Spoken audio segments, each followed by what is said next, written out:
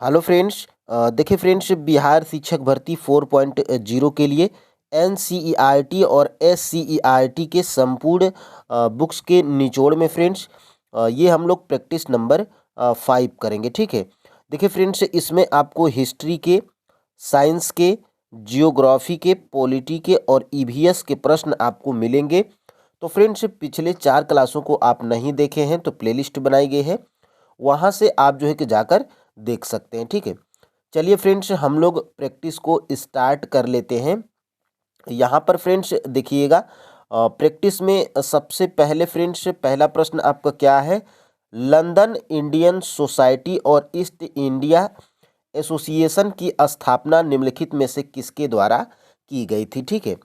तो देखिए friends, London में जो है कि इंडियन सोसाइटी और ईस्ट इंडिया एसोसिएशन की स्थापना ये जो है कि आपके दादा भाई नौरोजी के द्वारा की गई थी। ठीक है। तो ऑप्शन नंबर यहाँ पर ए बिल्कुल राइट आंसर हो जाएगा। ठीक है। और यहाँ पर फ्रेंड्स देखिएगा, इससे जुड़े प्रश्नों को हम लोग जो है कि यहाँ से देखिए कुछ महत्वपूर्ण चीज़ें देखिए। दादा भाई नौरोजी, ठीक है, देखिए उन्हें भारत के वयोवृद्ध यानी कि grand old man of India के नाम से इनको जो है कि जाना जाता है। किनको? दादा भाई नौरोजी को। ठीक है। वे भारतीय राष्ट्रीय कांग्रेस आईएनसी के संस्थापक सदस्यों में से एक थे। ठीक है। अब देखिए यहाँ से वे 3 बार यानी कि 1886 कलकत्ता अधिवेशन के, 1893 लाहौर अधिवेशन के और 1906 कलकत्ता अधिवेशन के अध्यक्ष बने थे। कौन? दादा भाई नौरोजी। ठीक है। देखिए वह यूके हाउस ऑफ कॉमन्स के लिए जो है कि चुने गए सांसद के पहले भारतीय सदस्य। ठीक है। अब देखिए ये फ्रेंड्स आपके हाउस ऑफ कॉमन्स के सदस्य कब चुने गए थे, तो यहाँ पे आपको जो है कि जानकारी होना चाहिए। ये फ्रेंड्स आपका जो है कि कब चुने गए थे, तो ये जो है कि 1892 में ये जो है कि हाउस ऑफ कॉमन्स के सदस्य चुने गए थे 1892 में। ठीक है। अब देखिए फ्रेंड्स यहाँ से देखिएगा, उन्होंने वर्ष 1865 में लंदन इंडिया सोसाइटी और 1866 में ईस्ट इंडिया एसोसिएशन की स्थापना किए थे। ठीक है। कौन?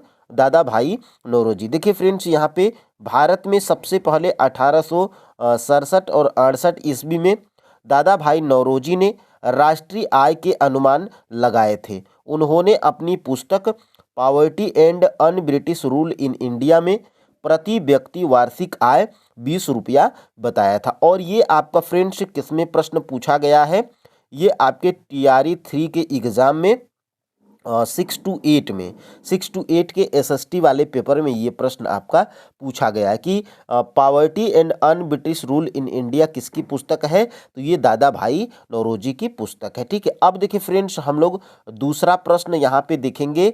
गणपति उत्सव की शुरुआत 1893 में जो है कि किसके द्वारा की गई थी। ठीक है। तो देखिए फ्रेंड्स, गणपति उत्सव की शुरुआत 1893 में बाल गंगाधर तिलक के द्वारा जो है कि इसकी शुरुआत की गई थी। ठीक है। तो ऑप्शन नंबर यहाँ पर बी बिल्कुल राइट आंसर हो जाएगा। अब देखिए यहाँ से इसके बारे में थोड़ी सी जानकारी जो है कि हम लोग कलेक्ट करेंगे। यहाँ पे देखिए, बाल गंगाधर तिलक, उन्होंने गणपति महोत्सव 1893 ईस्वी और शिवाजी महोत्सव 1895 ईस्वी का जो है कि आयोजन किया था। ये भी प्रश्न आपका जो है कि प्रीवियस ईयर का ही प्रश्न है, एग्जाम में पूछा गया है। और यहाँ से देखिए, उन्होंने 2 समाचार पत्र केसरी मराठा और जो है कि केसरी मराठी में और मराठा अंग्रेजी में जो है कि प्रारंभ किया था। तो ये भी प्रश्न पूछा गया है। देखिए, उन्होंने द आर्कटिक होम ऑफ वेद और गीता रहस्य नामक पुस्तकें लिखी हैं। कौन? बाल गंगाधर तिलक। 1916 ईस्वी में होम रूल लीग की शुरुआत, ये भी प्रश्न आपका जो है कि पूछा गया है। और देखिए तिलक का जो है कि नारा क्या था? स्वराज मेरा जन्मसिद्ध अधिकार है और मैं इसे लेकर रहूंगा। यह कथन किसका है? तो बाल गंगाधर तिलक का। देखिए उन्हें लोकमान्य की उपाधि से सम्मानित किया गया था। तो प्रश्न ये भी पूछा जा सकता है कि लोकमान्य की उपाधि से किसे सम्मानित किया गया था, तो बाल गंगाधर तिलक को। ठीक है। अब देखिए फ्रेंड्स, यहाँ से तीसरा प्रश्न हमारा क्या है, सुभाष चंद्र बोस के राजनीतिक गुरु कौन थे। अभी आपके TRE 3 के एग्जाम में पीआईटी में पूछा गया था कि महात्मा गांधी के राजनीतिक गुरु कौन है। ठीक है, तो गोपाल कृष्ण गोखले हैं, ये आप जो है कि याद रखिएगा। और इस प्रश्न में क्या पूछा गया है, सुभाष चंद्र बोस के राजनीतिक गुरु कौन थे। ठीक है, तो देखिए फ्रेंड्स, सुभाष चंद्र बोस के राजनीतिक गुरु चित्तरंजन दास। ठीक है, तो यहाँ पे ऑप्शन नंबर जो है कि सी बिल्कुल राइट आंसर हो जाएगा। अब इसके बारे में थोड़ा सा कलेक्ट करेंगे तो देखिए सुभाष चंद्र बोस, देखिए फ्रेंड्स, इनका जन्म कब होता है, 23 जनवरी 1897 के जो है कि कटक में होता है। और 23 जनवरी को नेताजी की जयंती को जो है कि पराक्रम दिवस के रूप में मनाया जाता है। ठीक है, देखिए चित्तरंजन दास सुभाष चंद्र बोस के राजनीतिक गुरु थे, तो ये भी पूछा जा सकता है। और इनका प्रसिद्ध नारा क्या था, दिल्ली चलो, जय हिंद, तुम मुझे खून दो मैं तुम्हें आज़ादी दूंगा। ये जो है कि सुभाष चंद्र बोस के सुभाष चंद्र बोस के जो है कि प्रसिद्ध नारा थे। ठीक है, देखिए इनकी आत्मकथा क्या है, द इंडियन स्ट्रगल। ये भी फ्रेंड्स प्रश्न आपके जो है कि एग्जाम में पूछा जा चुका है, बीपीएससी के द्वारा भी बहुत बार पूछा जा चुका है। अब देखिए यहाँ से ताना भगत आंदोलन संबंधित है, तो देखिए फ्रेंड्स, ताना भगत आंदोलन ये आदिवासियों से संबंधित है। ऑप्शन नंबर जो है कि यहाँ से बी बिल्कुल राइट आंसर हो जाएगा। अब यहाँ से इसके बारे में थोड़ा सा कलेक्ट करेंगे। देखिए ताना भगत आंदोलन अप्रैल 1914 में जो है कि शुरू हुआ था और 1919 में जो है कि समाप्त हुआ था, तो ये भी प्रश्न पूछा जाता है। यह जतरा भगत और तुरिया भगत द्वारा शुरुआत किया गया एक आदिवासी आंदोलन था। कौन, तो ताना भगत। ठीक है, यह आंदोलन ब्रिटिश भारत के छोटा नागपुर क्षेत्र, वर्तमान जो कि झारखंड में है, यहाँ पर इसका हुआ था। ठीक है, देखिए इसे उरांव ताना भगत आंदोलन के नाम से भी जो है कि जाना जाता है। और देखिए ताना भगतों ने अंग्रेजों द्वारा उन पर लगाए गए करों का विरोध किया और उन्होंने सत्याग्रह सविनय अवज्ञा आंदोलन का जो है कि मंचन किया। ठीक है, तो ये महत्वपूर्ण है। और यहाँ से देखिएगा, उन्होंने जमींदारों, बनियों, साहूकारों, मिशनरियों और अंग्रेजों का जो है कि विरोध किया था, तो ये भी प्रश्न बन सकता है। यहाँ पे इसको आप जो है कि कलेक्ट कर सकते हैं। अब देखिए फ्रेंड्स, कलकत्ता में एशियाटिक सोसाइटी ऑफ बंगाल की स्थापना 1784 ईस्वी में किसने की थी।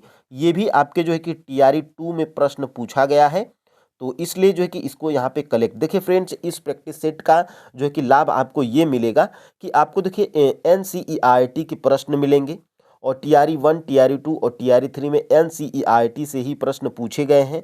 और इसमें बीच बीच में आपको फ्रेंड्स प्रीवियस ईयर के भी प्रश्नों को जो है कि अभ्यास होता रहेगा। ठीक है, देखिए कलकत्ता में एशियाटिक सोसाइटी ऑफ बंगाल की स्थापना 1784 ईस्वी में विलियम जोन्स के द्वारा किया गया था। ये आपके क्लास 8th के एनसीईआरटी हिस्ट्री में जो है कि ये दिया गया है। ठीक है, तो ऑप्शन नंबर यहाँ पर बी बिल्कुल राइट आंसर हो जाएगा। ठीक है, अब देखिए फ्रेंड्स, यहाँ से इसके बारे में थोड़ा सा कलेक्ट करेंगे तो देखिए यहाँ से भारतीय राष्ट्रीय कांग्रेस के दूसरे मुस्लिम अध्यक्ष कौन थे। देखिए फ्रेंड्स, इसमें दूसरे मुस्लिम अध्यक्ष कौन थे, तो मोहम्मद रहीमतुल्लाह सयानी थे, तो वो ऑप्शंस में नहीं दिया गया है। और पहला पूछा जाता तो पहला आपके जो है कि बदरुद्दीन तैयब जी। ठीक है, तो भारतीय राष्ट्रीय कांग्रेस के पहले मुस्लिम अध्यक्ष पूछा जाएगा तो ये आपके कौन थे, तो ये बदरुद्दीन तैयब जी। ठीक है, और यहाँ पे क्या पूछा गया है, दूसरे मुस्लिम अध्यक्ष, तो दूसरे कौन है, दूसरे फ्रेंड्स ये जो है कि आपके अभी मैं ऊपर आपको बताया था मोहम्मद रहीमतुल्लाह सयानी, तो शॉर्टकट में आप जो है कि इसको सयानी याद रख सकते हैं। और देखिए मोहम्मद रहीमतुल्लाह सयानी किसी भी ऑप्शंस में नहीं है, जो कि भारतीय राष्ट्रीय कांग्रेस के दूसरे मुस्लिम अध्यक्ष थे, तो ये जो है कि आपका यहाँ से ऑप्शन नंबर ई जो है कि राइट आंसर हो जाएगा। अब यहाँ पे कॉन्सेप्ट आपका जो है कि क्लियर होगा। देखिए कांग्रेस की स्थापना 1885 में ए.ओ. ह्यूम के द्वारा की गई थी। ये टीआरई 3.0, ये जो है कि पीवाईक्यू का प्रश्न है, ये आपका जो है कि पीवाईक्यू का है। टीआरई 3.0 पीआईटी में प्रश्न पूछा गया है, जिसको आप जो है कि याद रख सकते हैं। ठीक है, अब देखिए कांग्रेस के पहले अध्यक्ष कौन थे, तो डब्ल्यू.सी. बनर्जी 1885 बम्बई की अध्यक्षता किए थे, जो कि कांग्रेस के पहले अध्यक्ष थे। कांग्रेस के पहले पारसी अध्यक्ष कौन थे, तो दादा भाई नौरोजी 1886 में कलकत्ता अधिवेशन की अध्यक्षता किए थे। कांग्रेस के प्रथम मुस्लिम अध्यक्ष, तो अभी मैं ऊपर आपको बताया था, बदरुद्दीन तैयब जी 1887 में मद्रास की जो है कि अध्यक्षता किए थे। कांग्रेस के पहले अंग्रेज अध्यक्ष, तो ये जॉर्ज यूले थे, 1888 इलाहाबाद में जो है कि अध्यक्षता किए थे। और ये भी प्रश्न आपका जो है कि पूछा जा सकता है, जो कि मोस्ट इम्पोर्टेंट है। अब यहाँ से बहुत से एग्जामों में भारतीय राष्ट्रीय कांग्रेस के प्रथम मुस्लिम अध्यक्ष पूछा जाता है तो दादा भाई नौरोजी, लेकिन अगर दूसरा पूछ दिया जाए तो मोहम्मद रहीमतुल्लाह सयानी 1896 में जो है कि कलकत्ता की अध्यक्षता किए थे। ठीक है, तो ये इम्पोर्टेंट है फ्रेंड्स, इसको स्टार मार्क करके यहाँ पे इम्पोर्टेंट हम लोग कर लेंगे। ठीक है, और देखिए फ्रेंड्स, ये सारे प्रश्न आपके NCERT से कलेक्ट किए गए हैं। और जैसे कि आपको पता है, मैं NCERT बुक्स को चैप्टर वाइज जो है कि कंप्लीट किया हूँ। ठीक है, अब देखिए यहाँ से राजनीति की प्रारंभिक पुस्तक नीति सार जो है कि किसके द्वारा लिखी गई थी। तो ये फ्रेंड्स देखिएगा, ये जो राजनीति की प्रारंभिक पुस्तक नीति सार, ये जो है कि किसके द्वारा लिखी गई है, तो ये जो है कि कामंदक के द्वारा लिखी गई है। ऑप्शन नंबर यहाँ से सी बिल्कुल राइट आंसर हो जाएगा। ठीक है, अब यहाँ से इसको हम लोग यहाँ से देखने का प्रयास करिएगा। तो देखिए यहाँ से नीति सार राज्यशास्त्र का एक संस्कृत ग्रंथ है जो कौटिल्य के अर्थशास्त्र पर आधारित है। इसके रचयिता कामंदक हैं। ठीक है, तो ये जो है कि इम्पोर्टेंट है और ये जो है कि आपके TGT में प्रश्न पूछा गया है। यह रचना साधारणतः कामंदकीय नाम से प्रसिद्ध है। इसमें गुप्तकालीन भारत में प्राचीन काल के राजनैतिक जीवन, कूटनीति और राजकीय चित्रण को जो है कि दर्शाया गया है। ठीक है, अब देखिए यहाँ से देखिए फ्रेंड्स, कुछ प्रमुख पुस्तकें और उनके लेखक, इसको स्टार मार्क करके इम्पोर्टेंट करेंगे क्योंकि इससे बहुत बार एग्जाम में प्रश्न पूछा गया है। अर्थशास्त्र के जो है कि लेखक या रचनाकार कौन है, तो कौटिल्य है। राज तरंगिणी के कल्हड़ हैं और पृथ्वीराज रासो के चंद्रबरदाई हैं और हर्षचरित के जो है कि बाणभट्ट हैं और मुद्रा राक्षस विशाख दत्त हैं। और यहाँ से अभिज्ञान शकुंतलम मोस्ट इम्पोर्टेंट है, ये जो है कि आपका पूछा भी गया है। तो अभिज्ञान शकुंतलम के कालिदास हैं और स्वप्नवास दत्ता, ये जो है कि भास की रचना है। ठीक है, तो स्क्रीनशॉट ले सकते हैं आप। अब देखिए यहाँ से फ्रेंड्स देखिएगा, प्रारंभिक वैदिक काल के दौरान कौन सा शहर प्राचीन मगध साम्राज्य की राजधानी के रूप में कार्य करता था। तो देखिए फ्रेंड्स, ये जो है कि आपका प्रारंभिक वैदिक काल के जो है कि दौरान कौन सा शहर प्राचीन मगध साम्राज्य की राजधानी के रूप में कार्य करता था। तो देखिए फ्रेंड्स, देखिए इसकी जो है कि राजधानी कहाँ थी, तो राजगृह थी। ठीक है, राजगृह है। तो फ्रेंड्स देखिए, राजगृह किसी भी ऑप्शन में नहीं है, तो इसका राइट आंसर क्या हो जाएगा, ऑप्शन नंबर ई जो है कि बिल्कुल राइट आंसर हो जाएगा। ठीक है, अब देखिए यहाँ से हम लोग आगे बढ़ते हैं और देखिएगा, प्रारंभिक वैदिक काल के दौरान राजगृह वर्तमान राजगीर मगध की जो है कि प्रथम राजधानी थी। ठीक है, अब देखिए, पाटलिपुत्र प्राचीन भारत का एक शहर था जिसे गंगा नदी के पास एक छोटे किले के रूप में 490 ईसा पूर्व में मगध शासक उदयीन द्वारा जो है कि बनाया गया था। तो ये भी प्रश्न पूछा जा सकता है। और देखिए, पाटलिपुत्र नंद वंश, शिशुनाग वंश, मौर्य वंश और गुप्त वंश की राजधानी थी। कौन, पाटलिपुत्र। मौर्य काल में पाटलिपुत्र विश्व के सबसे बड़े शहरों में से एक बन गया था। और देखिए, अफगानी तुर्क शासक शेर शाह सूरी ने पाटलिपुत्र का नाम बदलकर क्या कर दिया था, तो पटना कर दिया था। ये आपको जो है कि याद रखना होगा। देखिए, मगध को 16 महाजनपदों में सर्वाधिक महत्वपूर्ण महाजनपद माना जाता था। ठीक है, अब देखिए यहाँ से हम लोग बढ़ते हैं अपने 9 नंबर के प्रश्न की तरफ। देखिए फ्रेंड्स, यहाँ से अष्टप्रधान मंत्री परिषद किसकी थी, यानी कि अष्टप्रधान नामक मंत्री परिषद किस जो है कि कौन से शासकों की थी। तो देखिए, ये फ्रेंड्स आपके जो है कि मराठा प्रशासन में अष्टप्रधान मंत्री परिषद थी। ऑप्शन नंबर यहाँ से जो है कि बी बिल्कुल राइट आंसर हो जाएगा। अब देखिए, यहाँ से हम लोग इसको अगर देखने का प्रयास करिएगा तो देखिए, मराठों के 8 प्रमुख अधिकारियों को अष्टप्रधान के रूप में जाना जाता था। इसका गठन कब होता है और कौन करता है, तो 1674 में शिवाजी ने जो है कि किया था। वे इस प्रकार हैं। तो देखिए, ये 8 अष्टप्रधान इस प्रकार हैं: पेशवा प्रधानमंत्री, आमत्या मजूमदार वित्त मंत्री, सामंत जो कि दबीर विदेश मंत्री, और वकिया नवीस गृह मंत्री, सचिव शाही आदेशों को तैयार करना, सार ए नौबत या सेनापति, प्रधान सेनापति, सेना रक्षा प्रबंधक। तो ये 8 जो है कि अष्टप्रधान आप जो है कि याद रख सकते हैं। वैसे महत्वपूर्ण यही है कि अष्टप्रधान किसके जो है कि मंत्री परिषद होते मराठों के, और इसका जो है कि गठन कौन किया था, तो शिवाजी के द्वारा 1674 में जो है कि किया गया था। तो ये याद रखिएगा, ठीक है। आप जो है कि ये याद रखिएगा और ये याद रखिएगा और ये मराठों के, ठीक है। तो इतना आप जो है कि याद रखिएगा। अब देखिए यहाँ से हम लोग आगे बढ़ते हैं।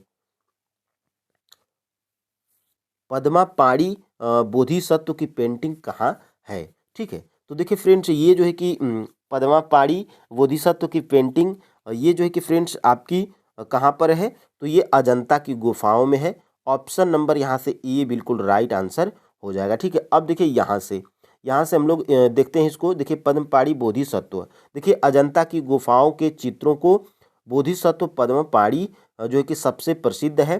पद्म पाड़ी का जो है कि शाब्दिक अर्थ कमल धारण करने वाले जो है कि के रूप में होता था। बोधिसत्व तो वह है जो बुद्ध बनने की इच्छा रखते हैं, ठीक है। तो इच्छा रखने वाले, ये आप जो है कि याद रखिएगा, मोस्ट इम्पोर्टेंट है, ठीक है।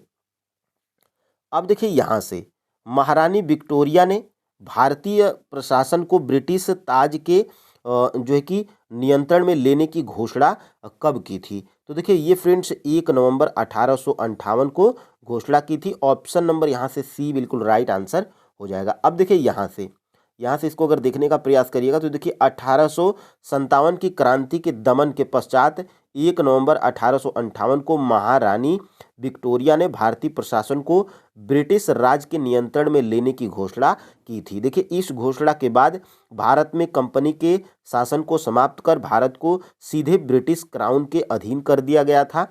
यह प्रावधान किया गया कि भारत ताज के नाम पर एक सरकार होगी और गवर्नर जनरल को वायसराय नामक एक नया शीर्षक दिया गया जो ताज का प्रतिनिधि होगा, ठीक है। देखिए लॉर्ड कैनिंग भारत के पहले वायसराय थे, तो ये भी जो है कि पूछा जा सकता है।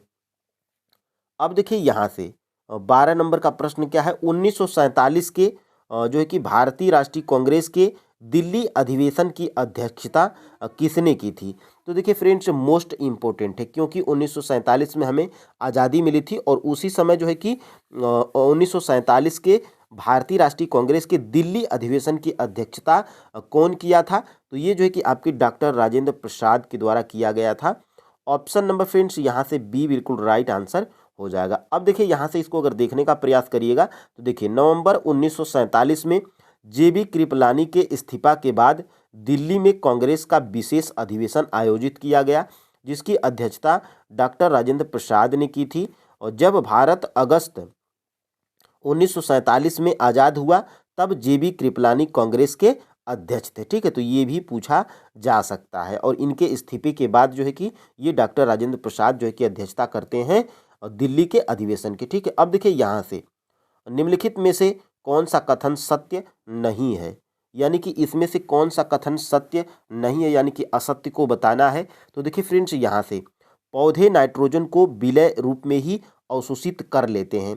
देखिए फ्रेंड्स इसका जो है कि राइट आंसर क्या है, ऑप्शन नंबर बी है, ठीक है। देखिए राइबोजियम जौ चना मटर मूंग आदि की जड़ों में रहते हैं तथा अपना भोजन स्वयं बनाते हैं, तो ये जो है कि स्वयं नहीं बनाते हैं और इसमें बोला गया है कि स्वयं बनाते हैं, तो ऑप्शन नंबर यहाँ से जो है कि बी बिल्कुल राइट आंसर हो जाएगा। अब देखिए यहाँ पे फलीदार पादप एवं राइबोजियम के मध्य सहजीवी संबंध होता है, ये भी बिल्कुल सही है। और पौधे नाइट्रोजन को विलय रूप में ही अवशोषित करते हैं, ये भी जो है कि बिल्कुल सही है, ठीक है। अब देखिए यहाँ से इसको अगर देखने का प्रयास करिएगा, देखिए पौधे नाइट्रोजन को विलय रूप में ही अवशोषित कर लेते हैं, ठीक है, अवशोषित कर सकते हैं। देखिए राइबोजियम भूमि का जीवाणु बैक्टीरिया है जो वायुमंडलीय नाइट्रोजन को विलय पदार्थों में परिवर्तित कर देते हैं। देखिए परंतु राइबोजियम अपना भोजन स्वयं नहीं बना सकते हैं। ये चना मटर मूंग सेम अन्य फलीदार पादपों की जड़ों में रहते हैं और उन्हें नाइट्रोजन की आपूर्ति करते हैं, ठीक है। देखिए इसके बदले पादप राइबोजियम जीवाणु को आवास एवं खाद्य प्रदान जो है कि करते हैं, अतः इन्हें सहजीवी संबंध है बोला जाता है। तो ये सारी चीज़ें कल वाली क्लास जो है क्लास 7th की चैप्टर 1 चैप्टर और 2 जिसके MCQs को हम लोग किया था, ये उसी में से प्रश्न जो है कि आपका लिया गया, ठीक है। अब देखिए यहाँ से निम्नलिखित में से कौन सा अंग आहार नली का भाग नहीं है? ठीक है, तो बृहदांत्र और मलाशय, तो ये फ्रेंड्स आपका आहार नली का भाग है। आमाशय और आंत, ये भी जो है कि आहार नली का भाग है। और देखिए यकृत और अग्नाशय, तो ये फ्रेंड्स आपके पाचन तंत्र के भाग हैं, लेकिन आहार नली के भाग नहीं है। ठीक है, तो ऑप्शन नंबर यहाँ से सी बिल्कुल राइट आंसर हो जाएगा, क्योंकि इसमें नहीं पूछा गया। ठीक है, तो यकृत और आमाशय आहार नली के भाग नहीं है, बाकी बृहदांत्र और मलाशय, आमाशय और आंत, ये जो है कि आपके आहार नली के भाग हैं। ठीक है, अब देखिए यहाँ से आगे हम लोग बढ़ते हैं। देखिए भोजन एक सतत नली से गुजरता है जो मुख गुहा से प्रारंभ होकर गुदा तक जाती है। इस नली को विभिन्न भागों में बांटा गया है। देखिए मुख गुहिका, ग्रास नली या ग्रसिका, आमाशय, बृहदांत्र जिसको छोटी आंत बोलते हैं, और क्षुद्रांत जिसको छोटी आंत, और बृहदांत्र जिसको बड़ी आंत, मलाद्वार और गुदा, ये जो है कि आपके कौन है? तो ये जो है कि आपके मुख, ये जो है कि आपके आहार नली के भाग हैं। ठीक है, अब देखिए यहाँ से हम लोग आगे बढ़ते हैं। मवेशिया में जो है कि मेडकाउ रोग तथा मनुष्यों में जो है कि CR जैकब रोग का जो है कि कारक कौन है? तो इसका जो है कि कारक फ्रेंड्स ये है आपका प्रोसंग या प्रिओन, ये आप याद रखिएगा, ये डायरेक्ट आपके NCERT बुक्स में दिया गया है। ठीक है, अब देखिए यहाँ से हम लोग देखते हैं। देखिए आधुनिक चिकित्सा में कुछ संक्रामक न्यूरोलॉजिकल बीमारियां असामान्य रूप से फोल्ड प्रोटीन वाले कारकों द्वारा प्रेषित पाई गई। इन कारकों का जो है कि आकार वायरस के आकार के समान था। इन कारकों को जो है कि प्रोसंग कहा गया। ठीक है, तो ये आप जो है कि याद रख सकते हैं। और देखिए यहाँ से आगे हम लोग बढ़ते हैं, और यहाँ से ये आप जो है कि ले लीजिएगा स्क्रीनशॉट, जो कि महत्वपूर्ण है। अब देखिए फ्रेंड्स यहाँ से हम लोग बढ़ते हैं आगे। यहाँ से फ्रेंड्स देखिएगा, ईस्ट के संबंध में कौन सा कथन सत्य है, यानी कि ईस्ट के संबंध में कौन सा कथन सही है, ये जो है कि हमें बताना है। ठीक है, तो 16 का जो है कि फ्रेंड्स राइट आंसर देखिएगा ऑप्शन नंबर सी है। देखिए इनका उपयोग शराब बनाने में किया जाता है, किसका? ईस्ट का, तो ऑप्शन नंबर यहाँ से सी बिल्कुल राइट आंसर हो जाएगा। ठीक है, यह वायवीय श्वसन करता है। ठीक है, और देखिए ये श्वसन के दौरान ऑक्सीजन एवं जल का निर्माण करता है, तो बिल्कुल जो है कि आपका ये गलत है। ठीक है, अब देखिए यहाँ से ये फैक्ट आपका क्लियर होगा। देखिए ईस्ट जैसे अनेक जीव वायु की अनुपस्थिति में जीवित रह सकते हैं। ऐसे जीव अवायवीय श्वसन के द्वारा ऊर्जा प्राप्त करते हैं, इन्हें अवायवीय जीव कहते हैं। ऑक्सीजन की अनुपस्थिति में भी भोजन विखंडित हो सकता है, यह प्रक्रम अवायवीय श्वसन कहलाता है। ठीक है, देखिए ऑक्सीजन की अनुपस्थिति ग्लूकोज और एल्कोहल और कार्बन डाइऑक्साइड में विखंडित हो जाता है। ठीक है, और देखिएगा ये आपका जो है कि क्या है, ईस्ट एक कोशिकीय जीव है। ईस्ट अवायवीय रूप से श्वसन करते हैं और इस प्रक्रिया के समय एल्कोहल निर्मित करते हैं, अतः इसका उपयोग शराब या बियर या वाइन बनाने के लिए किया जाता है। ठीक है, तो सामान्य तौर पे एल्कोहल बनाने के लिए जो है कि ईस्ट का उपयोग किया जाता है। और देखिएगा 17 का, पादपों में जो है कि श्वसन के संदर्भ में निम्नलिखित में से कौन सा कथन सत्य है? तो ये वायु से जो है कि ऑक्सीजन अवशोषित करते हैं। बिल्कुल फ्रेंड्स, देखिएगा इसमें कंफ्यूज आपको नहीं होना है। कार्बन डाइऑक्साइड में क्या करते हैं? तो इसमें फ्रेंड्स देखिएगा प्रकाश संश्लेषण में होता क्या है, तो कार्बन डाइऑक्साइड को ये जो है कि ग्रहण करते हैं पौधे, और ऑक्सीजन को जो है कि छोड़ते हैं। ठीक है, ऑक्सीजन को छोड़ते हैं। ठीक है, तो ये आप जो है कि याद रखिएगा। और देखिए ये वायु से ऑक्सीजन अवशोषित करते हैं, और बिल्कुल जो है कि सही है। और ये जो है कि आपका ये कार्बन डाइऑक्साइड निर्मुक्त करते हैं। पादपों में ग्लूकोज का विखंडन कार्बन डाइऑक्साइड एवं जल में होता है। ठीक है, तो इस प्रश्न को आप जो है कि इसका सही कमेंट बॉक्स में दीजिएगा। ये प्रश्न थोड़ा सा लग रहा है कि मिस्टेक है। ठीक है, अब देखिए यहाँ से इसको अगर देखने का प्रयास करेगा तो ये आप देख लेंगे तो क्लियर हो जाएगा। देखिए पादप भी जीवित रहने के लिए श्वसन करते हैं, ये वायु में ऑक्सीजन अंदर ले लेते हैं और कार्बन डाइऑक्साइड को जो है कि निर्मुक्त करते हैं। देखिए फ्रेंड्स, कंफ्यूज इसमें आप इसलिए नहीं होंगे, आप इसमें सोचेंगे कि पौधे कब से जो है कि ऑक्सीजन अंदर लेने लगे, जबकि पौधे ऑक्सीजन छोड़ते हैं। लेकिन श्वसन की क्रिया में श्वसन, देखिए पादप भी श्वसन करते हैं, तो श्वसन की क्रिया में क्या करते हैं, ये ऑक्सीजन अंदर जो है कि लेते हैं और कार्बन डाइऑक्साइड को जो है कि ये निर्मुक्त करते हैं। ठीक है, और लेकिन फ्रेंड्स देखिएगा, जब जो है कि ये आपका जो है कि क्या होता है, प्रकाश संश्लेषण की जब क्रिया होती है, देखिए पौधे श्वसन में जो है कि ऑक्सीजन अंदर लेते हैं और कार्बन डाइऑक्साइड को निर्मुक्त करते हैं, छोड़ते हैं, ठीक है। लेकिन प्रकाश संश्लेषण की क्रिया में क्या करते हैं, CO2 यानी कि कार्बन डाइऑक्साइड को ये क्या करते हैं, जो है कि लेते हैं और ऑक्सीजन को क्या करते हैं, छोड़ते हैं, ठीक है। देखिए इनकी कोशिकाओं में भी ऑक्सीजन का उपयोग अन्य जीवों की भांति ही ग्लूकोज के कार्बन डाइऑक्साइड और जल में विखंडन के लिए किया जाता है। पादप में प्रत्येक अंग वायु से स्वतंत्र रूप से ऑक्सीजन ग्रहण करते हैं, कार्बन डाइऑक्साइड को क्या करते हैं, निर्मुक्त कर सकते हैं, ठीक है। अब देखिएगा यहाँ से हीमोग्लोबिन के संबंध में कौन सा कथन सत्य है, ठीक है। तो देखिए फ्रेंड्स, हीमोग्लोबिन के संबंध में कौन सा कथन सत्य है, तो देखिए यह श्वेत रक्त कोशिकाओं में पाया जाता है। तो बिल्कुल फ्रेंड्स ये आपका गलत है, क्योंकि ये आरबीसी में पाया जाता है, ठीक है। श्वेत रक्त नहीं, डब्ल्यूबीसी में नहीं, आरबीसी में जो है कि पाया जाता है। और देखिए यह कुछ रोगों के प्रति प्रतिरक्षा प्रदान करता है। तो प्रतिरक्षा ये आपका गलत है, क्योंकि ये आपका जो है कि डब्ल्यूबीसी प्रतिरक्षा प्रदान करती है, ठीक है। अब देखिए यहाँ से यह रक्त में ऑक्सीजन का वाहक है। बिल्कुल फ्रेंड्स, हीमोग्लोबिन जो है कि यह रक्त में ऑक्सीजन का वाहक है। ऑप्शन नंबर जो है कि सी यहाँ से राइट आंसर हो जाएगा, ठीक है। अब देखिए यहाँ से इसको अगर देखने का प्रयास करिएगा तो देखिए रक्त में एक प्रकार की कोशिकाएं लाल रक्त कोशिकाएं आरबीसी होती है, जिन्हें एक लाल वर्णक होता है जिसे हीमोग्लोबिन कहते हैं, ठीक है। हीमोग्लोबिन ऑक्सीजन को अपने साथ संयुक्त करके शरीर के सभी अंगों में अंततः सभी कोशिकाओं तक परिवहन करता है, ठीक है। हीमोग्लोबिन की उपस्थिति के कारण ही रक्त का जो है कि रंग लाल होता है, ठीक है। रक्त में अन्य प्रकार की कोशिकाएं भी होती हैं, जिन्हें श्वेत रक्त कोशिकाएं डब्ल्यूबीसी कहते हैं। ये कोशिकाएं उन रोगाणुओं को नष्ट करती है जो हमारे शरीर में प्रवेश करते हैं, ठीक है। तो ये डब्ल्यूबीसी प्रतिरक्षा प्रदान करती है हमारे शरीर को, ठीक है। अब देखिए यहाँ से हाइड्रा के संबंध में कौन सा कथन सत्य है, ठीक है। तो हाइड्रा के संबंध में फ्रेंड्स देखिएगा, इसमें परिसंचरण तंत्र नहीं पाया जाता है, ठीक है। तो बिल्कुल इसमें जो है कि परिसंचरण तंत्र नहीं पाया जाता है, बिल्कुल ये आपका सही है।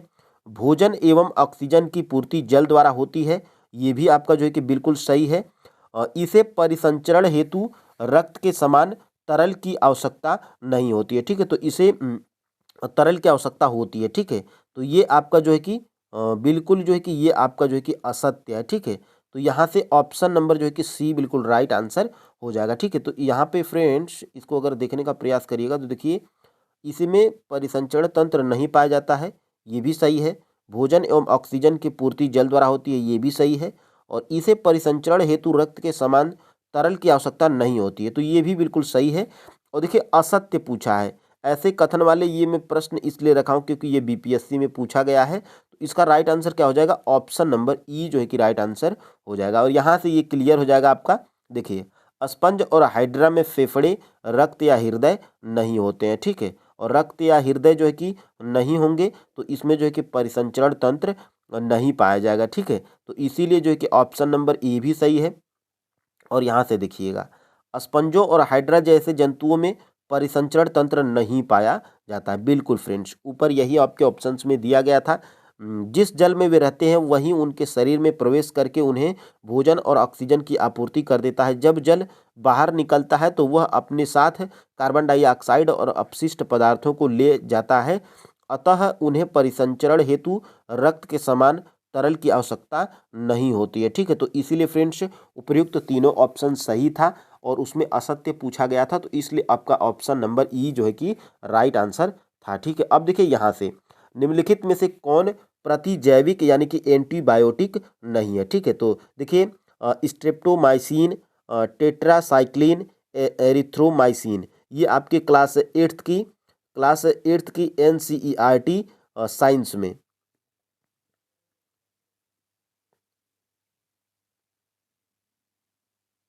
क्लास एट्थ के NCERT साइंस में दिया गया है।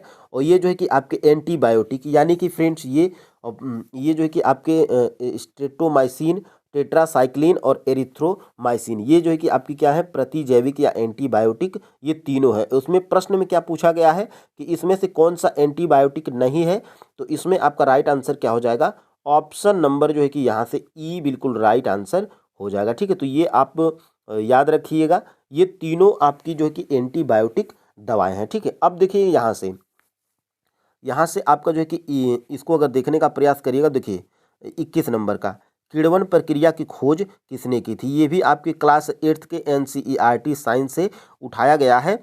और ये जो है कि फ्रेंड्स आपके लुई पास्चर जो है कि किण्वन की प्रक्रिया की खोज किए थे। तो ऑप्शन नंबर यहाँ से ए बिल्कुल राइट आंसर हो जाएगा। ठीक है, अब देखिए यहाँ से देखिएगा निम्नलिखित में से कौन सा कथन सत्य है। तो देखिए फ्रेंड्स, कर्क रेखा भारत के 7 राज्यों से गुजरती है, जिसमें कि छत्तीसगढ़ राज्य भी शामिल है। तो देखिए फ्रेंड्स, छत्तीसगढ़ तो राज्य शामिल है ही, लेकिन ये 8 राज्यों से गुजरती है, बल्कि 7 राज्यों से नहीं। ठीक है, तो 8 राज्यों से गुजरती है, इसलिए आपका ये कथन क्या है, गलत है। ठीक है, देखिए मिनिकॉय व मालदीव के मध्य 9 डिग्री चैनल तथा मिनिकॉय व लक्षद्वीप के मध्य 8 डिग्री चैनल स्थित है। ये उल्टा कर दिया है, मिनिकॉय और मालदीव के जो है कि बीच 8 डिग्री है। ठीक है, और ये जो है कि मिनिकॉय और लक्षद्वीप के बीच जो है कि 9 डिग्री है। ठीक है, तो इसलिए ये भी आपका जो है कि गलत है। भारत का दक्षिणतम बिंदु 6 अंश 45 मिनट उत्तरी अक्षांश पर स्थित है। तो ये आपका कथन सत्य है। ठीक है, तो ऑप्शन नंबर यहाँ से ऑप्शन नंबर जो है कि सी बिल्कुल राइट आंसर हो जाएगा। ठीक है, तो ये आप याद रखिएगा। कर्क रेखा 8 राज्यों से होकर गुजरती है, और मिनिकॉय व लक्षद्वीप के मध्य 8 डिग्री चैनल, जो कि यहाँ से 9 डिग्री चैनल दिया है, और मिनिकॉय व लक्षद्वीप के मध्य जो है कि 9 डिग्री चैनल, जो कि यहाँ पे 8 डिग्री चैनल दिया हुआ था। ठीक है, तो option number A, option number B दोनों जो है कि गलत है।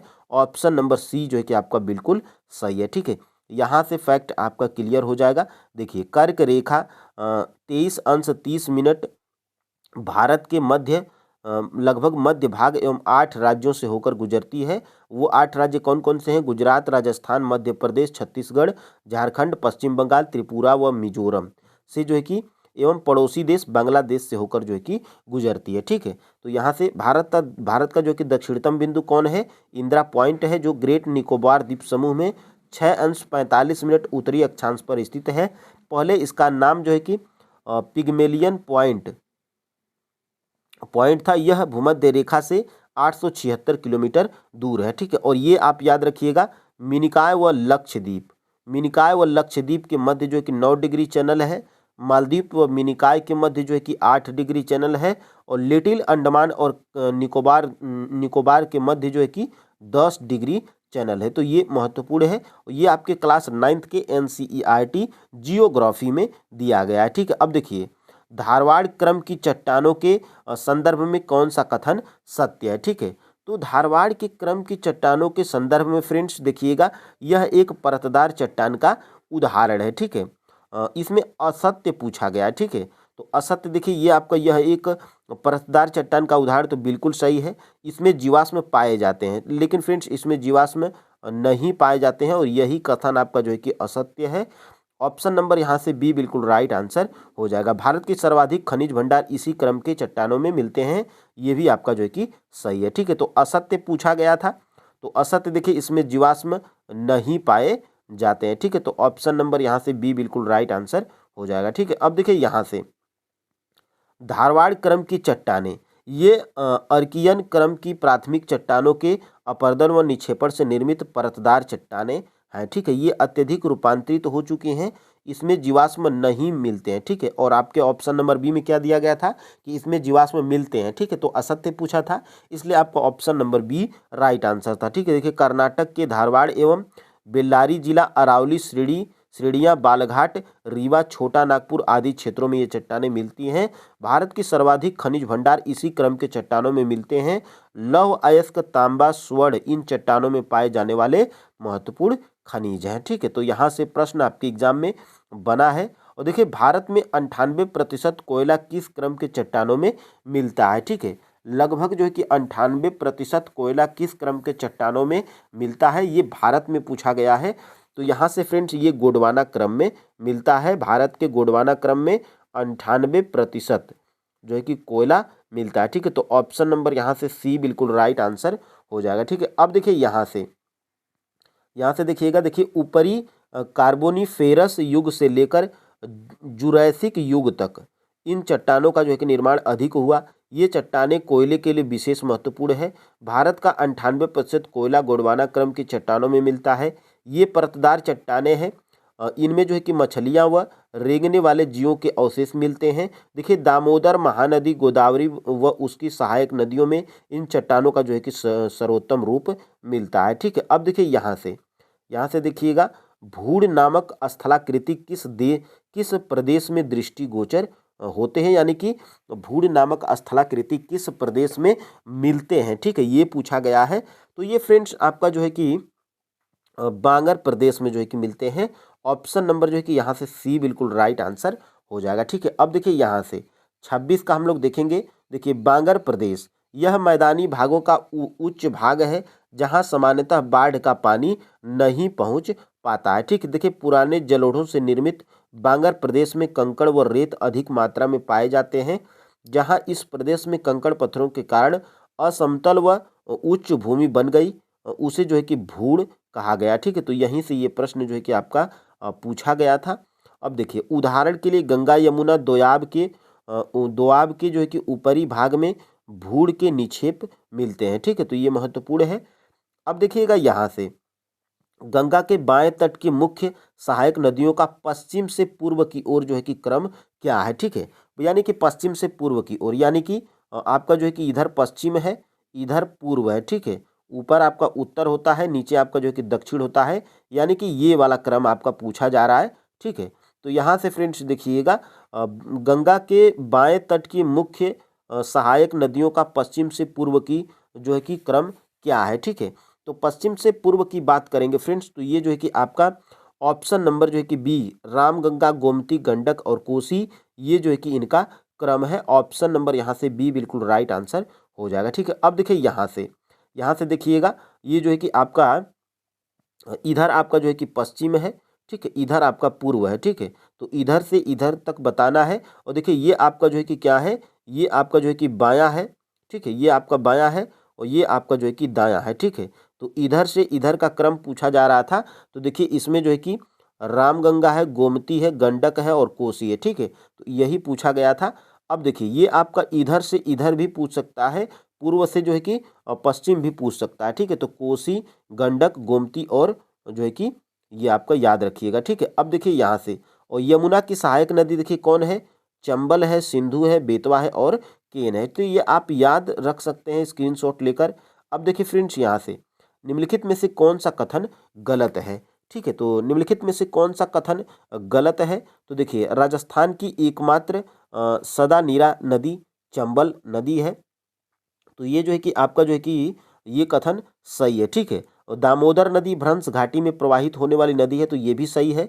और रेत में सोने के कण पाए जाने के कारण सोन नदी को स्वर्ण नदी भी कहा गया, तो ये भी जो है कि आपका कथन सही है। ठीक है, तो इसमें गलत कथन पूछा है, तो आपका जो है कि ऑप्शन नंबर कौन सा सही हो जाएगा, ऑप्शन नंबर ई, यानी कि उपयुक्त में से कोई नहीं इसमें, उपयुक्त में से कोई भी ऑप्शन इसमें गलत नहीं है। ठीक है, तो यहाँ से फ्रेंड्स आपका ऑप्शन नंबर ई बिल्कुल राइट आंसर हो जाएगा। ठीक है, अब देखिए यहाँ से देखिएगा, निम्नलिखित में से जो है कि किस नदी को भारत नेपाल सीमा पर काली नदी के जो है कि नाम से जाना जाता है। ठीक है, तो ये आपको फ्रेंड्स देखिएगा, शारदा नदी को जो है कि भारत नेपाल के सीमा पर काली नदी के नाम से जाना जाता है।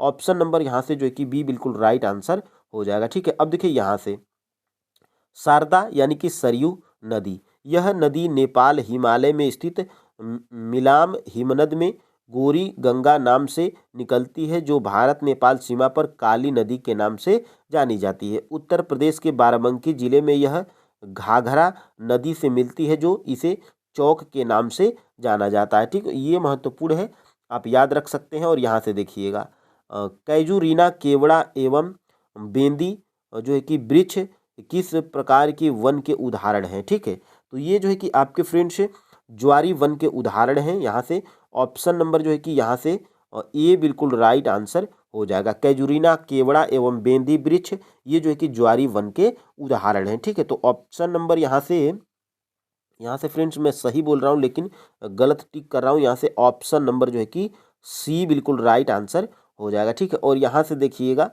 ये आपका देखिए ज्वारी वन, देखिए ये वन मुख्यतः उन भागों में मिलते हैं जहाँ नदियों का जो है कि ताज़ा जल समुद्र जल से मिलता है एवं परिणाम स्वरूप दलदली भाग बन जाता है। ठीक है, देखिए गंगा गोदावरी कृष्णा आदि के निम्न डेल्टाई भाग इन वनस्पतियों के आदर्श उत्पत्ति क्षेत्र हैं। यहाँ की प्रमुख वनस्पतियाँ मैंग्रोव सुंदरी कैजरूना केवड़ा और बेंदी वृक्ष है। तो यहीं से ये प्रश्न आपका बनाया गया था। देखिए ज्वारी वन समुद्री कटाव को रोकते हैं और इनकी जो है कि लकड़ियाँ जल में सड़ती नहीं है। ज्वारी वन जो है कि उच्च जैव विविधता युक्त सदाहरित वन है। ठीक है, तो ये महत्वपूर्ण है। और यहाँ से फ्रेंड्स आगे हम लोग बढ़ते हैं। देखिएगा इसमें विषम चुनना है। ठीक है, तो देखिए फ्रेंड्स महात्मा गांधी मरीन राष्ट्रीय उद्यान, तो महात्मा गांधी मरीन राष्ट्रीय उद्यान ये अंडमान निकोबार द्वीप समूह में है। ठीक है, ये अंडमान निकोबार द्वीप समूह में है। और ये रानी झांसी मरीन राष्ट्रीय उद्यान ये भी आपका जो है कि अंडमान निकोबार द्वीप समूह में है। ठीक है, और ये जो है कि मुरलेन मुरलेन राष्ट्रीय उद्यान, तो मुरलेन राष्ट्रीय उद्यान फ्रेंड्स ये आपका जो है कि मिजोरम में है। तो ये आपका विषम पूछा गया था, तो ये जो है कि आपका ऑप्शन नंबर जो है कि सी बिल्कुल राइट आंसर हो जाएगा। ठीक है, अब देखिए यहाँ से इसको अगर देखने का प्रयास करिए, देखिए महात्मा गांधी मरीन राष्ट्रीय उद्यान अंडमान और निकोबार में है। रानी झांसी मरीन राष्ट्रीय उद्यान अंडमान और निकोबार द्वीप समूह में है। ये दोनों जो है कि ये कहीं जैसे हैं। ठीक है, और ये जो है कि आपका विषम था मुरलेन राष्ट्रीय उद्यान जो कि मिजोरम में है।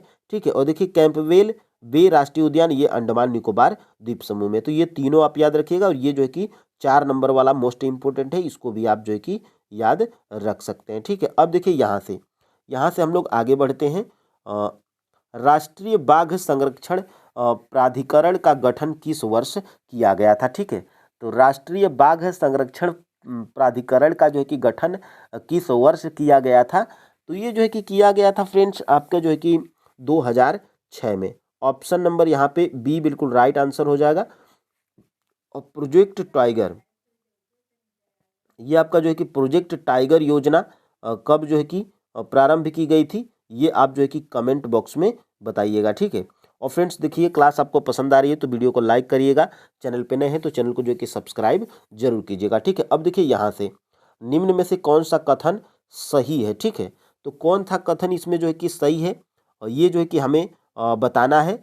तो देखिए फ्रेंड्स इसमें कौन सा कथन सत्य है ये जो है कि हमें बताना है। ठीक है, तो इसमें फ्रेंड्स देखिए भारत की सबसे लंबी झील चिल्का झील है। तो देखिए फ्रेंड्स भारत में सबसे जो है कि लंबी, यहाँ पे लंबी झील की बात करेंगे तो ये वेम्बनाड झील है। ठीक है, ये वेम्बनाड झील है, वेम्बनाड झील सबसे लंबी है।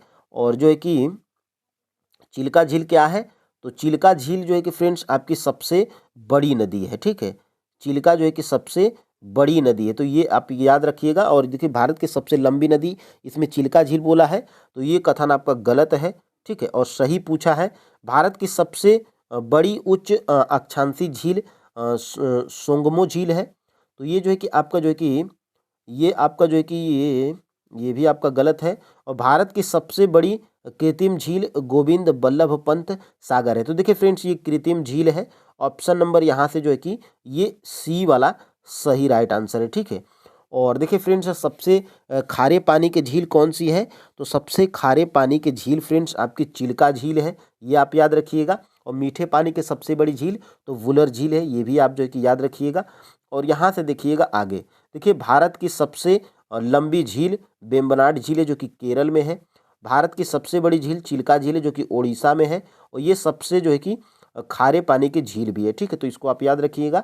भारत की सबसे बड़ी उच्च अक्षांशीय झील चेलामो झील जो कि सिक्किम में है। और भारत की सबसे बड़ी कृत्रिम झील गोविंद बल्लभ पंत सागर जो कि उत्तर प्रदेश के, और उत्तर प्रदेश में कहाँ पर है, तो सोनभद्र में। ठीक है, ये आप याद रखिएगा, सोनभद्र में। ठीक है, और देखिएगा यहाँ से हम लोग आगे बढ़ते हैं। अधोलिखित में से यानी कि निम्नलिखित में से कौन सा पृथ्वी के जो है कि कार्बन चक्र में कार्बन डाइऑक्साइड की मात्रा को नहीं बढ़ाता है। ठीक है, तो देखिए फ्रेंड्स श्वसन में क्या होता है, श्वसन में फ्रेंड्स ये जो है कि आपका श्वसन में ये जो है कि बढ़ाता है। ठीक है, और देखिए ये कार्बन प्रकाश संश्लेषण, तो प्रकाश संश्लेषण में जो है कि इसमें होता क्या है, तो प्रकाश संश्लेषण में जो है कि ये पौधे क्या करते हैं, कार्बन डाइऑक्साइड को ग्रहण करते हैं। ठीक है, तो ग्रहण करेंगे, यानी कि ये कार्बन डाइऑक्साइड की मात्रा को क्या करेंगे, नहीं बढ़ाएंगे। ठीक है, तो ऑप्शन नंबर यहाँ से बी बिल्कुल राइट आंसर हो जाएगा। और जैविक पदार्थों का क्षय, तो इसमें क्या होता है, तो इसमें भी जो है कि ये आपका कार्बन डाइऑक्साइड की मात्रा को बढ़ाता है। ठीक है, और ये श्वसन में क्या होता है, तो श्वसन में पौधे क्या, देखिए पौधों में भी श्वसन होता है, और पौधे श्वसन की क्रिया में क्या करते हैं, उसमें जो है कि कार्बन डाइऑक्साइड को क्या करते हैं, ग्रहण करते हैं। ठीक है, कार्बन डाइऑक्साइड को क्या करते हैं, छोड़ते हैं और ऑक्सीजन को लेते हैं। ठीक है, तो ये आपका जो है कि प्रकाश संश्लेषण में क्या होता है, कार्बन डाइऑक्साइड को पौधे ग्रहण करते हैं, तो ग्रहण करेंगे तो कार्बन डाइऑक्साइड की मात्रा क्या होगी, नहीं बढ़ेगी। तो यही जो है कि आपका ऑप्शन नंबर जो है कि बी बिल्कुल राइट आंसर हो जाएगा। ठीक है, और यहाँ से इसको अगर देखने का प्रयास करिएगा, देखिए पृथ्वी के कार्बन चक्र में कार्बनिक पदार्थों के अपघट्य जीवधारियों द्वारा शोषण प्रक्रिया से, ज्वालामुखी प्रक्रियाओं से, जीवाश्म ईंधनों के दहन इत्यादि से कार्बन डाइऑक्साइड की जो है कि वायुमंडल में पहुंचती है। और स्वपोषित पौधे प्रकाश संश्लेषण की क्रिया द्वारा कार्बोहाइड्रेट्स के निर्माण में वायुमंडलीय कार्बन डाइऑक्साइड को ग्रहण करते हैं, न कि छोड़ते हैं। ठीक है, तो यहाँ से आपका जो है कि option number B right answer था। ठीक है, अब देखिए यहाँ से निम्नलिखित नोबल गैसों में से कौन सी वायु में नहीं पाई जाती है। ठीक है, तो ये जो है कि आपका रेडान नहीं पाई जाती है। ऑप्शन नंबर यहाँ से बी बिल्कुल राइट आंसर हो जाएगा। ठीक है, और यहाँ से अगर इसको देखने का प्रयास करिएगा तो ये आपके टीआरई 1 में प्रश्न पूछा गया है। नाइट्रोजन कितने प्रतिशत वायुमंडल में पाई जाती है, तो 78.08%। ऑक्सीजन को आप याद रखिएगा 20.95%, और आर्गन को भी आप याद रखिएगा 0.93%, और कार्बन डाइऑक्साइड 0.036%। ठीक है, और ये सभी गैसें वायुमंडल में पाई जाती हैं और रेडान नहीं पाई जाती है। ठीक है, अब देखिए यहाँ से निम्नलिखित में से कौन सा कार्य पेड़ का नहीं है, तो देखिए फ्रेंड्स पेड़ का जो है कि कौन सा कार्य नहीं है। ठीक है, तो 34 का जो है कि राइट आंसर फ्रेंड्स आपका जो है कि देखिए कार्बन डाइऑक्साइड का अवशोषण, तो ये जो है कि पेड़ का कार्य है। सौर का जो है कि अवशोषण, ये भी जो है कि पेड़ का कार्य है। ऑक्सीजन की विमुक्ति, तो ये भी जो है कि आपका पेड़ का कार्य है। तो इसलिए फ्रेंड्स क्या पूछा है कि कौन सा पेड़ का कार्य नहीं है, तो इसमें जो है कि कोई नहीं आपका राइट आंसर हो जाएगा। ऑप्शन नंबर ई बिल्कुल राइट आंसर हो जाएगा। देखिए फ्रेंड्स एक भी प्रश्न इसमें गलत नहीं है, सभी प्रश्न जो है कि बीपीएससी द्वारा पूछे गए हैं और बिल्कुल बुक से जो है कि टाइप किए गए हैं, और एनसीईआरटी बुक्स से भी जो है कि इसमें टाइप किए गए हैं, तो महत्वपूर्ण है। अब देखिएगा यहाँ से पेड़ पौधे कार्बन डाइऑक्साइड का अवशोषण कर ऑक्सीजन की जो है कि विमुक्ति करते हैं। विभिन्न क्षेत्रों में सड़क के किनारे हरे वृक्षों के जो है कि कतारें खड़ी करने ध्वनि प्रदूषण से बचा सकता है, जिसे ग्रीन मफलर बोलते हैं। पेड़ पौधे वायु प्रदूषण नहीं करते हैं, अपितु वायु प्रदूषण की रोकथाम में सहायक होते हैं। ठीक है, अब देखिएगा यहाँ से देखिएगा पृथ्वी के जो है कि वायुमंडल में मौजूद कुल ऑक्सीजन का अमेजन 1 में जो है कि प्रकाश संश्लेषण के द्वारा अनुमानित उत्पादन है। ठीक है, तो देखिए फ्रेंड्स पृथ्वी के वायुमंडल में मौजूद कुल ऑक्सीजन का जो है कि अमेजन 1 में जो है कि प्रकाश संश्लेषण द्वारा अनुमानित उत्पादन कितना है, तो ये जो है कि आपका जो है कि इतने 20% है। ऑप्शन नंबर यहाँ से सी बिल्कुल राइट आंसर हो जाएगा, यानी कि वायुमंडल की कुल ऑक्सीजन में सिर्फ अमेजन 1 की बात करेंगे तो 20% है। ठीक है, अब देखिए यहाँ से हम लोग आगे बढ़ते हैं और देखिएगा वायुमंडल में उपस्थित कुल ऑक्सीजन का लगभग 20% अमेजन 1 द्वारा प्रकाश संश्लेषण के माध्यम से उत्पादन किया जाता है। अमेजन 1 को जो है कि ग्रह का फेफड़ा, पृथ्वी ग्रह का फेफड़ा भी कहा जाता है। अमेजन 1 विशाल जो है कि उष्णकटिबंधीय वर्षा वन है, जो उत्तरी दक्षिणी अमेरिका में अमेजन और इसकी सहायक नदियों के बेसिन में स्थित है। और इससे संबंधित आपका प्रश्न किसमें पूछा गया था, तो ये जो है कि आपके शायद टीआरई 1 और टीआरई 3 दोनों में पूछा गया है। और यहाँ से देखिएगा पर्यावरण अपकर्षण ह्रास से जो है कि अभिप्राय है। ठीक है, तो ये जो है कि आपका जो है कि ह्रास से अभिप्राय, देखिए पर्यावरणीय गुणों का जो है कि पूर्ण रूप से निम्नीकरण, तो ये जो है कि आपका बिल्कुल जो है कि ये आपका निम्नलिखित पर्यावरण ह्रास से अभिप्राय है। ठीक है, पर्यावरणीय गुणों का पूर्ण रूप से निम्नीकरण, ये भी सही है। और मानवीय क्रियाकलापों से विपरीत परिवर्तन लाना, ये भी जो है कि ह्रास का कार्य है। और पारिस्थितिकी विभिन्नता के परिणाम स्वरूप पारिस्थितिकी असंतुलन, तो ये भी जो है कि आपका सही है। और ये जो है कि आपका उपर्युक्त में से एक से अधिक आपका राइट आंसर हो जाएगा, क्योंकि option number A, option number B और ऑप्शन नंबर सी तीनों जो है कि आपका सही है। और देखिएगा यहाँ से यहाँ से देखिएगा, देखिए प्राकृतिक आवास का विनाश, जैव विविधता की हानि या प्राकृतिक संसाधनों के क्षरण होने से पर्यावरण को होने वाले नुकसान को पर्यावरण अपकर्षण बोलते हैं। ठीक है, अब देखिएगा यहाँ से राष्ट्रीय पर्यावरण जो है कि अभियांत्रिकी शोध संस्थान NEERI कब और कहाँ स्थापित किया गया था? तो ये जो है कि स्थापित कहाँ पर किया गया है? तो ऑप्शन नंबर बी 1958 नागपुर में। ठीक है, NEERI आप याद रखिएगा, ऑप्शन नंबर जो है कि यहाँ से बी बिल्कुल राइट आंसर हो जाएगा। ठीक है, और यहाँ से देखिएगा, देखिए राष्ट्रीय पर्यावरण अभियांत्रिकी शोध संस्थान, national environmental engineering resource institute NEERI। तो जो है कि प्रश्न बन सकता है कि NEERI का जो है कि फुल फॉर्म क्या है, पूर्ण नाम क्या है? तो national environmental engineering resource institute. ठीक है, तो ये आप याद रखिएगा, इसकी स्थापना 1958 में नागपुर में की गई थी। इसका उद्देश्य पर्यावरण और इंजीनियरिंग के क्षेत्र में नवाचार और अनुसंधान करना है। वर्तमान में इसके जो है कि निर्देशक कौन है? तो डॉक्टर अतुल नारायण है। इसको आप जो है कि गूगल करके देख लीजिएगा। ठीक है, अब देखिए यहाँ से ये बदलते रहते हैं, और देखिएगा भारतीय संसद द्वारा जैव विविधता अधिनियम पारित किया गया था, यानी कि भारतीय संसद द्वारा जैव विविधता अधिनियम जो है कि कब पारित किया गया था? तो ये जो है कि पारित किया गया था दिसंबर 2002 में। ठीक है, तो ऑप्शन नंबर यहाँ से बी बिल्कुल राइट आंसर हो जाएगा। और जैव विविधता दिवस कब मनाया जाता है, ये आप हमें कमेंट करके जरूर बताइएगा। ठीक है, और यहाँ से फ्रेंड्स हम लोग आगे बढ़ते हैं। देखिए निम्नलिखित में से कौन सा गैस समूह ग्रीन हाउस प्रभाव में योगदान देता है? ठीक है, तो देखिए फ्रेंड्स, कौन सा गैस समूह है जो ग्रीन हाउस प्रभाव में योगदान देता है? तो ये जो है कि आपका फ्रेंड्स कार्बन डाइऑक्साइड और मीथेन, ये क्या करती हैं? तो ग्रीन हाउस प्रभाव में अपना योगदान देती हैं। और ये जो है कि आपका ऑप्शन नंबर जो है कि सी बिल्कुल राइट आंसर हो जाएगा। ठीक है, अब देखिए यहाँ से आपका जो है कि आता है 40 नंबर का प्रश्न।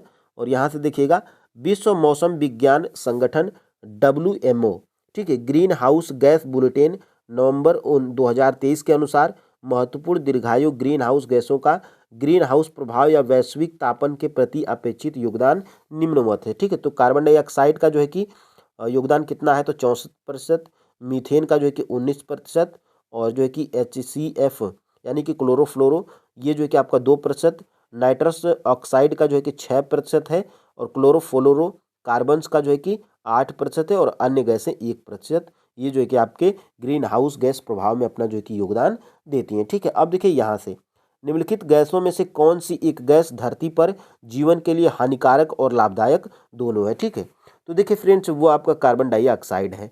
कैसे है? क्योंकि फ्रेंड्स देखिएगा, कार्बन डाइऑक्साइड नहीं रहेगी तो पेड़ पौधे जीवित नहीं रहेंगे। ठीक है, और जो है कि पेड़ पौधे जीवित नहीं रहेंगे तो मानव भी जीवित नहीं रहेंगे, क्योंकि पेड़ पौधों से हमें ऑक्सीजन मिलता है। तो एक दूसरे के पूरक हैं, और कार्बन डाइऑक्साइड जो है कि धरती पर जो है कि हानिकारक और लाभदायक दोनों है। कार्बन डाइऑक्साइड जो है कि मानवों के लिए हानिकारक है। ठीक है, पर्यावरण के लिए हानिकारक है। तो ऑप्शन नंबर यहाँ से सी बिल्कुल राइट आंसर हो जाएगा। ठीक है, अब देखिए यहाँ से कार्बन डाइऑक्साइड गैस धरती पर जीवन के लिए हानिकारक और लाभदायक दोनों है।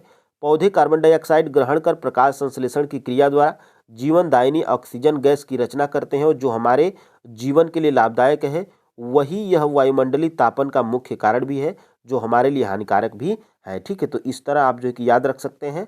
और यहाँ से देखिएगा, बिहार में आयोजित कांग्रेस के पहले अधिवेशन के अध्यक्ष कौन थे? सबसे पहले बिहार में जो है कि कितने कांग्रेस के अधिवेशन हुए थे? तो 3 अधिवेशन हुए थे। ठीक है, जिसमें से 3 में से जो है कि बिहार में आयोजित कांग्रेस का पहला अधिवेशन हुआ, कब हुआ था? तो ये जो है कि ये पहला वाला हुआ था। और पहले में अध्यक्ष कौन थे? तो पहले में जो है कि अध्यक्ष फ्रेंड्स आपके जो है कि कौन थे? तो रंगनाथ मधोलकर थे। ठीक है, तो ऑप्शन नंबर यहाँ से जो है कि सी बिल्कुल राइट आंसर हो जाएगा। ये मोस्ट इंपोर्टेंट है, इसको स्टार मार्क कर लीजिएगा। और यहाँ से देखिएगा, बिहार में अखिल भारतीय कांग्रेस के कुल 3 अधिवेशन हुए थे। कौन कौन? 27वां, 38वां और 53वां। ठीक है, और 27वां जो कि पहला हुआ था 1912 में पटना के जो है कि बांकीपुर में, और अध्यक्ष कौन थे? रंगनाथ मधोलकर थे। और 38वां हुआ था 1922 में, जो कि गया में। ठीक है, अध्यक्ष कौन थे? चित्तरंजन दास थे। और 53वां हुआ था कब? 1940 में, रामगढ़, यानी कि जब ये बिहार का जो है कि बिहार और झारखंड दोनों एक ही था। ठीक है, 1940 में। तो ये 53वां हुआ था अध्यक्ष कौन थे? मौलाना अबुल कलाम आज़ाद थे। ठीक है, तो ये आप तीनों याद रख सकते हैं।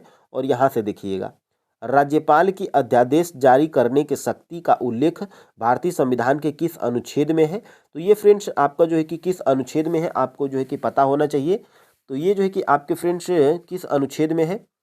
तो ये जो है कि आपके अनुच्छेद नंबर 213 में है। ठीक है, आपका जो है कि ऑप्शन नंबर जो है कि सी बिल्कुल राइट आंसर हो जाएगा। और इससे ये तो राज्यपाल के अध्यादेश जारी करने की शक्ति का उल्लेख भारतीय संविधान के अनुच्छेद 213 में है।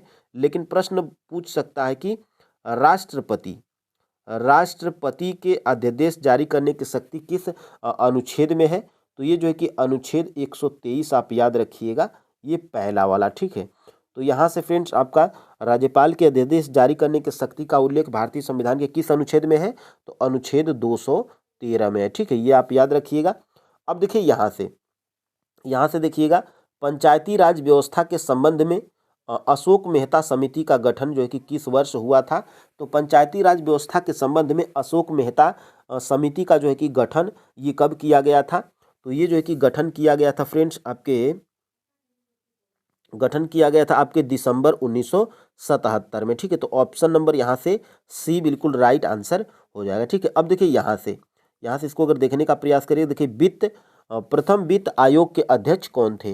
तो प्रथम वित्त आयोग के जो है कि अध्यक्ष थे फ्रेंड्स केसी नियोगी जी। ठीक है, तो ऑप्शन नंबर यहाँ से और बी बिल्कुल राइट आंसर हो जाएगा। ठीक है, अब देखिए यहाँ से देखिएगा, केसी नियोगी प्रथम वित्त आयोग के अध्यक्ष थे। प्रथम वित्त आयोग का गठन 1951 में जो है कि किया गया, जिसने 1952 में अपनी रिपोर्ट जमा की। भारत के 16वें वित्त आयोग के अध्यक्ष डॉक्टर अरविंद पनगड़िया थे। ठीक है, तो ये आप याद रख सकते हैं। और यहाँ से देखिएगा, आपका Mahatma Gandhi and Bihar some reminiscences के लेखक कौन हैं? ये TRE 1 में, PIT में, और ये जो है कि आपके TRE 2 में, और ये TRE 3 में जो है कि 6 to 8 के SST में ये जो है कि आपका पूछा गया प्रश्न है।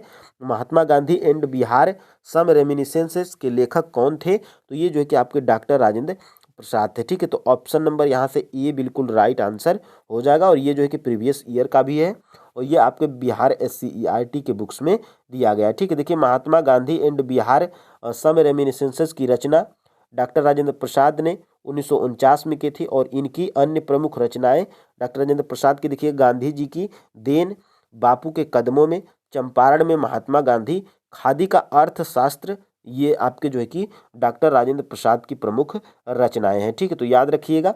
अब देखिए यहाँ से, तो ये फ्रेंड्स प्रैक्टिस नंबर 5 भी आपकी कंप्लीट होती है, जिसमें टोटल आपके जो है कि 45 प्रश्न थे। ठीक है, तो 45 में से आपके कितने सही हुए कमेंट करके जरूर बताइएगा।